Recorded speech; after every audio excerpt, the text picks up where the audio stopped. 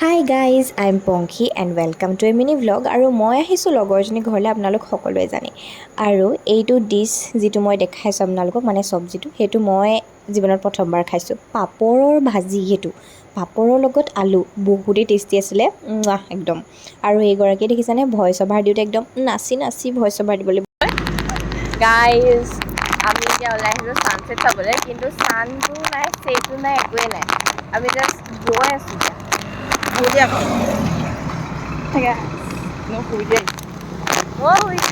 আছিলোঁ এইফালে ওলাই যাওঁ বুলি একে জাপে উঠি একদম কাপোৰ পিন্ধি ওলাই আহিছে পানী একোটো খোৱা নাই আমি আহিছোঁ অকল চাহ খাম বুলি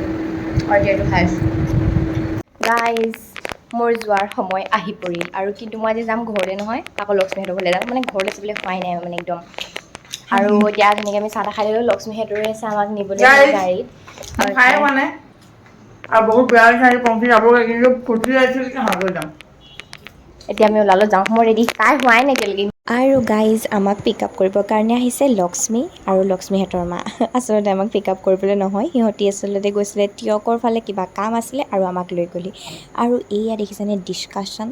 চৰ্চা কৰিছোঁ আমি গম পাইছেনে আৰু এইজনী মোৰ ফেভৰেট কিউটি পাই লক্ষ্মীৰ ভনীয়েক কিন্তু তাই বেছিকৈ মোৰ লগৰ নিচিনাহে এইগৰাকী হৈছে আমাৰ পূৰা জ লাইন থকা দীক্ষা এয়া সিহঁতি কিবা নৃত্য শিকাই আছে নৃত্য প্ৰতিযোগিতা আছিলে উইদাউট মিউজিক আমি এনেই নাচি আছোঁ গাইজ এয়া আমাৰ দীক্ষা ভাগত জ লাইন চাব দেই দেখিছানে তাই একদম এনেকুৱাই চোকা জ লাইন চাউটকৈ কাটি দিব একদম যি টি গম পাইছেনে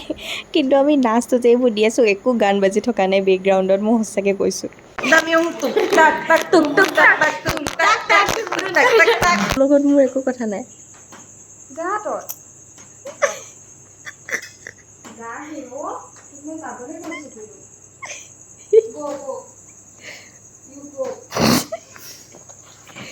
Go, you go.